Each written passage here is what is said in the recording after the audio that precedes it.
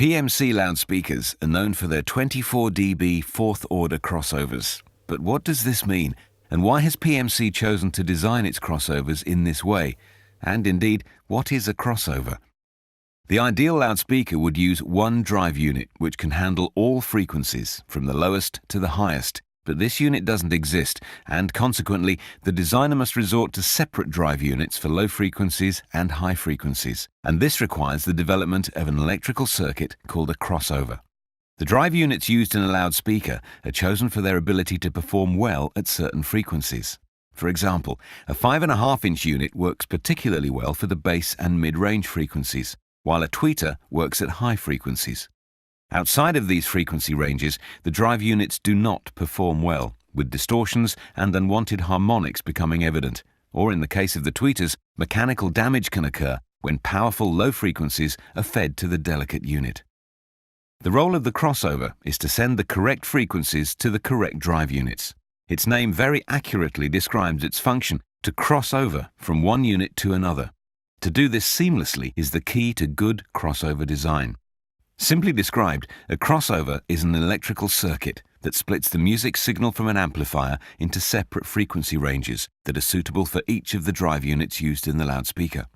With PMC's designs, that might be 2 units or 3 units. The number of drive units selected by the designer determines the type of crossover required, 2-way or 3-way.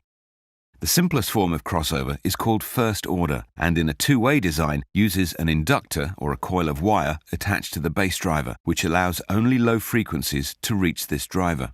Another component, a capacitor, is attached to the tweeter, and this enables only the high frequencies to pass through to this unit. A first order crossover has a shallow roll-off of 6 dB per octave. Where the roll-off of the 2 drive units meet, the frequencies sum and produce an overall flat response, which is what the speaker designer is looking for. Theoretically, a first-order crossover should be the best option for good quality audio and low cost, as it has the minimum number of components. However, in reality, a first-order crossover rarely gives an acceptable audible result, as drive units introduce distortions above and below their optimum operating frequencies. Because the roll-off is very shallow, it's easy to hear the bass driver working above the crossover point and the tweeter below the crossover point, introducing unnatural coloration and unwanted distortion. It's for this reason that PMC chooses to use fourth-order crossovers.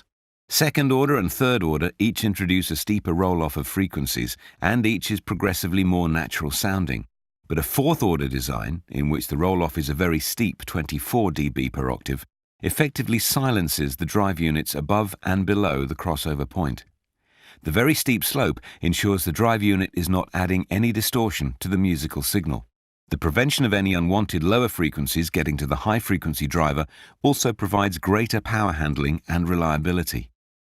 Fourth-order crossovers also control the total dispersion characteristics of the loudspeaker, providing an optimum wide and smooth off-axis response over a vast listening area.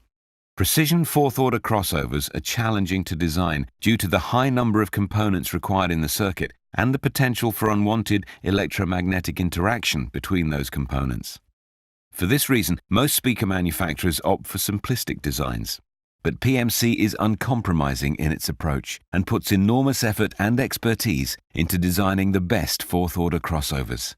This gives PMC loudspeakers a significant performance advantage compared to others, and is the reason they're chosen by producers, engineers, artists, and music fans across the world.